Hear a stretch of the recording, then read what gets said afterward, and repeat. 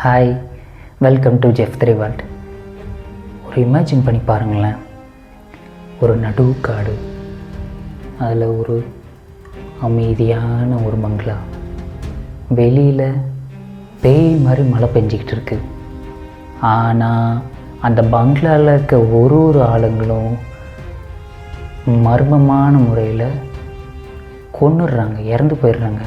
ஆனால் அவங்கள கொல்றது யார், ஏன் கொல்றாங்க, எதுக்கு கொல்றாங்க அப்படின்ட்டு நமக்கு தெரியவே தெரியாது. ஆனால் ட்விஸ்ட் என்னென்னா, அங்கே கொல்ற அதே ஆளோ அந்த பங்களாக்குள்ளேயே தான் இருக்கிறாங்க. ஸோ 1970s வந்த நடு இரவில் அப்படின்னு ஒரு படம், ஒரு தமிழ் படம், பழைய தமிழ் படம். ஆனால் இதை நிறைய பேருக்கு கேள்விப்பட்டிருக்க மாட்டீங்க, யூடியூப்பில் இருக்குது. ஸோ வாங்க நம்ம ஸ்ட்ரைட்டாக கதைக்கு போவோம். ஸோ 1970s நடந்த ஒரு படம் தான் நடு இரவில். இந்த கதையோட பிளாட் என்னன்னு பார்த்தீங்கன்னா, இன்றைக்கி நம்ம எவ்வளவோ psychological thriller and crime thriller, mystery thriller அப்படின்னு எக்கச்சக்கமாக பார்க்குறோம். ஆனால் 1970s வந்த ஃபஸ்ட்டு த்ரில்லர் படம், அதோட ஸ்டார்டிங் பாயிண்ட் அப்படின்னாலே அது இந்த படம் தான். ஏன்னா எந்த விதமான ஒரு கிராஃபிக்ஸ் இருக்காது, சத்தம் இருக்காது, ஒரு ஊன்னு ஒரு பில்டப் இருக்காது, எதுவுமே இல்லாமல் வெறும் நம்ம அவங்க காட்டுற விஷுவல்ஸ்லேயே நமக்கு வந்துட்டு அந்த படத்தை பற்றின ஒரு இது வந்துடும். ஸோ நான் Jeffrey. So welcome to Jeff three world, cinema without noise. இங்கே உங்களுக்கு ஒரு கொஸ்டின் ஒன்று கேட்குறேன். ஏன்னா நீங்கள் கொஞ்சம் யோசிச்சு பாருங்கள், இப்படி ஒரு சினிமா நம்ம பார்க்கும்போது நம்ம கிளைமேக்ஸ் வந்து நம்ம இது தான் இருக்கும் அப்படின்னு நம்ம யூஸ்வலாக நான் இப்போ பார்க்குற நிறைய படத்துக்கு வந்து பார்ப்போம். ஓகே, இது அப்படி ஆரம்பித்தா இந்த கிளைமேக்ஸ் இப்படி தான் இருக்கும் அப்படின்னு ஒரு இருக்கும். ஆனால் இந்த படத்தில் உங்களால் அப்படி சொல்லவே முடியாது. சீன் பை சீன் ட்விஸ்ட்டு வந்துக்கிட்டே இருக்கும். இது யார், என்ன அப்படின்னு உங்களுக்கு யோசிச்சுக்கிட்டே இருப்பீங்க. மைண்டுக்கு ரொம்ப ஒர்க்கு கொடுக்குற மாதிரி ஒரு படம். இதில் ஒரு ட்விஸ்ட்டு என்ன அப்படின்னா, இந்த படம் ஆரம்பித்த டைம்லையும் சரி, இன்டர்வல் டைம்லையும் சரி, தென் கிளைமேக்ஸ்லேயும் சரி, இந்த 3 இடத்துல ரொம்ப சூப்பர் ட்விஸ்டெல்லாம் வரும். ஸோ நீங்கள் டேரெக்டாக படம் பார்த்தே நீங்கள் தெரிஞ்சுக்கோங்க. ஸோ இந்த படத்தோட ஸ்டோரி பிளாட் என்ன அப்படின்னு பார்த்தீங்கன்னா, இந்த படத்தை வந்து டைரக்டர் வந்து சுந்தரம் அப்படின்ற ஒரு டைரக்டர் வந்து டைரக்ட் பண்ணியிருக்காரு. அவர் வெறும் டைரக்டர் மட்டும் சொல்ல முடியாது. இந்த படத்தோட ஸ்டோரி, ஸ்க்ரீன் ப்ளே, இது எல்லாமே அவர் தான் பண்ணியிருக்காரு. இது நம்ம இந்த படத்தை நம்ம எப்படி சொல்லலாம் அப்படின்னா, ஒரு செஸ் ஆடுற மாதிரி தான். இந்த ஸ்டோரியை வந்து ஒரு செஸ் மூவ் பண்ணால் எப்படி இருக்குமா, அந்த மாதிரி தான் இந்த கதையை அவங்க நடத்திருப்பாங்க.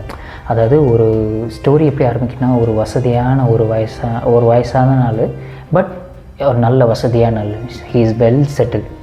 ஆனால் அவங்க கிட்ட நிறைய சொத்து இருக்குது, வீடு இருக்குது, வேறு ப்ராப்பர்ட்டிஸ், இந்த மாதிரி இன்னும் நிறைய எக்கச்சக்கமாக இருக்குது. ஆனால் அவங்களுக்கு சொந்தக்காரங்கன்னு பார்த்திங்கன்னா அவங்களுக்கு யாருமே பிடிக்காது. இவர்கிட்ட இருந்து எப்படியாவது அந்த சொத்தை, அந்த ப்ராப்பர்ட்டிஸை திருடிடணும் அப்படின்றது தான் ஒரே எய்மாக இருக்கும் அவங்களுக்கு. இது வந்துட்டு இது எப்படி நம்ம சொல்லலாம் அப்படின்னா, it's a kind of locked room mystery அப்படின்னு நம்ம சொல்லுவாங்க. அதாவது ஒரு மூடிய அறைக்குள் நடக்கும் ஒரு மர்மம் அப்படின்னு சுத்த தமிழில் நம்ம சொல்லலாம். ஸோ இது வந்து பார்த்திங்கன்னா, இதில் வந்து மேஜர் சுந்தரராஜன் அவர் தான் ஆக்ட் பண்ணியிருக்காரு. அவர் தான் இந்த படத்தோட மெயின் பிளாட். அவர் பேசுகிறது, டயலாக்ஸ் ஆகட்டும், அவரோட எக்ஸ்ப்ரெஷன்ஸ், அவர் ஐ எக்ஸ்ப்ரெஷன்ஸ், அதுலேயே இந்த படத்தை வந்து மிரட்டியிருப்பார். ஸோ அதில் வந்துட்டு சொக்கலிங்கம் அப்படின்ற ஒரு கேரக்டரில் ஒருத்தர் வருவார்.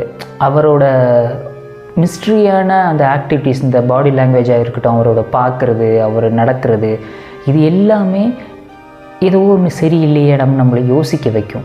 ஸோ அதே மாதிரி இந்த படத்தில் வந்துட்டு படம் ஃபுல்லாகவே ஸ்டோரி பேஸ் பண்ணி மட்டும்தான் இருக்கும்.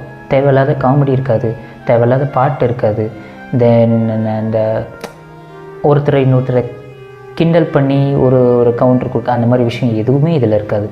ஒரு சீரியஸான த்ரில்லர் பேஸ்டு படம் பார்க்கணும்னு நினச்சிங்க அப்படின்னா கண்டிப்பாக இந்த படம் உங்களுக்கும் பிடிக்கும் அப்படின்னு நான் நம்புகிறேன். ஏன்னா இப்படி ஒரு படத்தை வந்துட்டு மோர் தென் 50 இயர்ஸ், ஒரு 50 வருஷத்துக்கு முன்னாடி இப்படி ஒரு படம் எடுத்திருக்காங்களா அப்படின்னு நினைக்கும் போது ஒரு பெரிய விஷயமா இருக்குது. ஏன்னா இன்றைக்கி அதுக்கு முன்னாடி உங்கள்கிட்ட ஒரு சின்ன ரெக்வெஸ்ட். நீங்கள் நிறைய பேர் சேனல்ஸ் பார்க்குறீங்க, பட் லைக் பண்ணுங்கள், கமெண்ட் பண்ணுங்கள், மறக்காமல் சப்ஸ்கிரைப் பண்ணுங்கள். ஏன்னா அதில் நிறைய பேர் நீங்கள் வந்து சப்ஸ்கிரைப் பண்ணாமலே போயிடுறீங்க. இதில் நிறைய பேர் சப்ஸ்கிரைப் பண்ணாமல் போயிருக்கீங்க. எனக்கு சப்ஸ்கிரைப் பண்ணிங்கன்னா ரொம்ப நல்லாயிருக்கும். ஏன்னா இன்றைக்கி இருக்கிற சினிமா வேர்ல்டில் வந்துட்டு நிறைய சவுண்டு, கிராஃபிக்ஸு, சண்டை போடுறது அது அப்படின்ற மாதிரி ஒரு இது தான் வந்துக்கிட்டு இருக்குது. ஆனால் ஒரு பழைய காலத்தில் இப்படி ஒரு கிளாசிக் படம் வந்திருக்கா அப்படின்றது வந்துட்டு ஒரு பெரிய கொஸ்டின் மார்க். ஏன்னா அப்போ எடுத்த ஒரு ஸ்டோரியை நம்ம இப்போ பார்க்கும்போது கூட ரொம்ப இன்ட்ரெஸ்ட்டாக இருக்கும். ஏன்னா அதே மாதிரி இந்த படத்தை வந்து பார்த்திங்க அப்படின்னா இதுக்கு ரேட்டிங் என்ன கொடுத்துருக்காங்கன்னா IMDb ரேட்டிங் 8.3 கொடுத்துருக்காங்க. இது ஏன் இந்த படத்துக்கு வந்து இவ்வளோ ரேட்டிங் கொடுத்துருக்காங்க அப்படின்னா இந்த படத்தோட ஸ்கிரிப்ட் ரைட்டிங், தென் ஸ்கிரிப்டோட ஒரு டைட்னஸ் தான். ஏன்னா ஒரு ஒரு ஒரு விஷயத்தை கூட நீங்கள் வேணாம் அப்படின்னு ஒமிட் பண்ண முடியாது. ஒரு சீன்ஸும் நீங்கள் இல்லை வேண்டாம், இந்த சீன் நமக்கு தேவையில்லை, அப்படி வெட்டி போட்டுடலாம் அப்படின்னு நினச்சிங்கன்னா முடியாது. ஏன்னா ஒரு சீன்ஸ்லேயும் ஒரு ட்விஸ்ட்டை வச்சுருப்பாங்க அவங்க. இது நம்ம ஒரு எக்ஸாம்பிளுக்கு நம்ம எப்படி சொல்லணும் அப்படின்னா, வேர்ல்டு ஃபேமஸ் க்ரைம் த்ரில்லர் ஆத்தரான அகதா கிறிஸ்டிஸ் அவரோட நாவல்ஸ்லாம் பார்த்திங்க அப்படின்னா இந்த பேஸ் பண்ணி தான் இருக்கும். அதாவது குறிப்பாக நமக்கு பிளாக் அண்ட் ஒயிட்டில் இப்படி ஒரு சினிமா, தென் அதோட லைட்டிங், அதே மாதிரி ஷேடோஸ் அதெல்லாம் எப்படி யூஸ் பண்ணணும் அப்படின்றது இந்த படத்தில் வந்து நமக்கு அழகாக காட்டியிருப்பாங்க. அது வந்துட்டு இந்த படத்தில் வர அந்த பங்களாவாகட்டும், அதை வந்து ஒரு லாங் ஷாட் அப்படி ஆகட்டும், ஸோ அது வந்து ஒரு லைட்டிங்ஸ், ஒரு அமைதியான ஒரு சவுண்டு, அங்கங்கே மழை பெய்கிற அந்த ஒரு சவுண்டு, தென் சின்னதாக ஏதாவது சின்ன சவுண்டு கேட்குறது எல்லாமே உங்களுக்கு கண்டிப்பாக பயன்படுத்தும். ஏன்னா அந்த ஸ்டோரி எல்லாமே அந்த ஒரு பர்டிகுலர் ஒரு நைட்டில் நடக்கிறது தான். ஸோ அதனால் இந்த படம் உங்களுக்கு கண்டிப்பாக பிடிக்கும். இன்னொன்று என்ன பார்க்குறீங்க அப்படின்னா, இந்த மாதிரி இன்னும் நிறைய படத்தோட ரிவ்யூ உங்களுக்கு இங்கே பார்க்கணும் அப்படின்னு நினச்சிங்கன்னா யூடியூப்லேயே இருக்குது. ஸோ நான் எந்த படத்தை நான் பார்க்குறது அப்படின்னு நீங்கள் நினச்சிங்க அப்படின்னா வேறு எங்கேயும் தேட வேணாம். ப்ளீஸ் கம் டு ஜெஃப் திரை வேர்ல்ட். இங்கே நீங்கள் பார்த்தீங்கன்னா இதே மாதிரி 1970s 80s and moving on இந்த மாதிரி இன்னும் நிறைய படங்கள் சஜஷன்ஸ் உங்களுக்கு நான் சொல்கிறேன். இன்னும் இதே மாதிரி த்ரில்லர் வேணும், காமெடி வேணும், இல்லை வேறு ஏதாவது ஒரு படம் எனக்கு வேணும் அப்படின்னு நீங்கள் நினைக்கிறீங்க அப்படின்னா ப்ளீஸ் கமெண்ட்டில் மென்ஷன் பண்ணுங்கள். நான் உங்களோட ஒரு கமெண்ட்ஸ்க்கும் நான் ரிப்ளை பண்ணுறேன். நான் இதே மாதிரி அடுத்த ஒரு சூப்பரான ஒரு படத்தோடு உங்களை நான் மீட் பண்ணுறேன். அன்டில் தென் பாய், தேங்க்யூ.